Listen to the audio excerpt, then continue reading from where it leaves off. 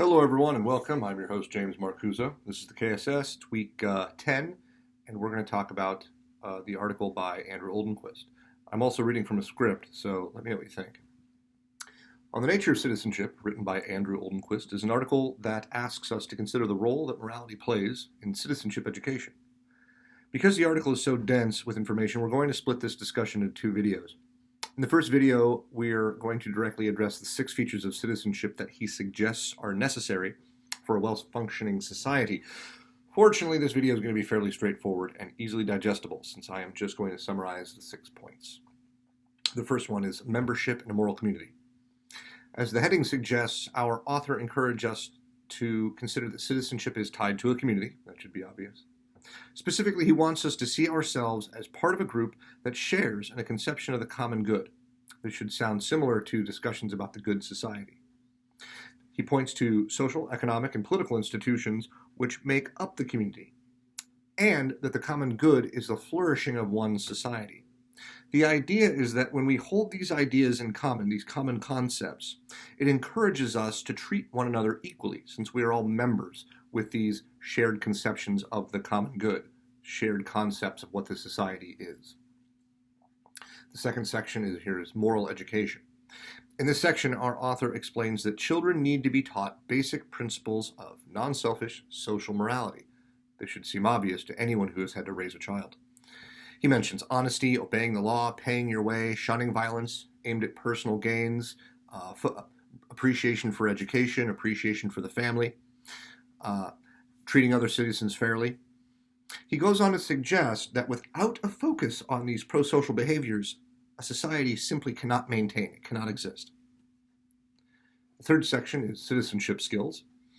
In discussing citizenship skills, Oldenquist tells us that if a democratic people are to determine the direction society takes, they must be informed about their history, their culture, and the operation of their institutions in ways that are logical, informed, but also empathetic. He wants students to perform public service tasks that bring them into contact with different groups in society to familiarize themselves with municipal problems so that they might understand their community more deeply. The goal here, and this is important, is to create habits of cooperative behavior that serve the public good and foster a sense that the child is part of that community, that their well-being is bound in that community. Next section is the ethics of parts and wholes. Here the author encourages us to acknowledge that each of us is a member of several concurrent groups. For example, I'm a member of my own family, and my neighborhood, and my city, my state, my country, and I'm also a member of the human race.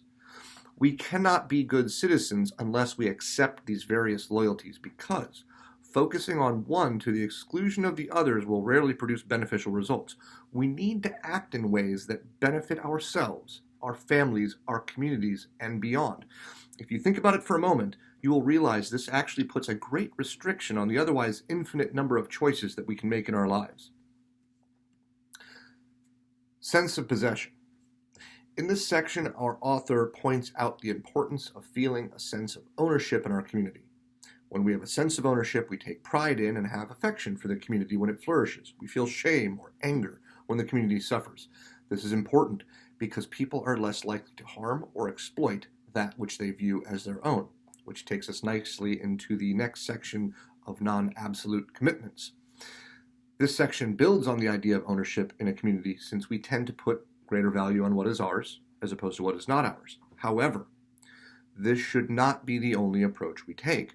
We do not have an absolute commitment to our immediate relationships and loyalties. It is true that I have a responsibility to act for the good of my family and my community, but I also have a commitment to act for the good of humanity. This is what he says, what he means when he says that commitments are non-absolute. Sometimes I may have to forsake one loyalty in favor of another. Hopefully, it is clear how the first 3 features relate to how the individual fits into the community. In the first section, he encourages us to have a shared set of perspectives and values that create a cohesive society. In the second section, he's talking about pro-social behaviors and values that lead us to a well-functioning society. Then finally, in the third section, he continues with a focus on habits of cooperative behavior that serve the public good and create a sense of belonging. In the last three sections, he builds on how the individual fits into society and expands the focus to the wider world. In the fourth section, he points out that we all have these multiple loyalties that we need to account for when making decisions. In the fifth section, he tells us that that it is important for us to feel a sense of ownership in our society so that we will take pride in it. And then finally, in the sixth section, he reminds us that we will have to balance our loyalties sometimes for the greater good. So hopefully this is useful, and I will shortly provide you with the next video on the broader discussion of the article.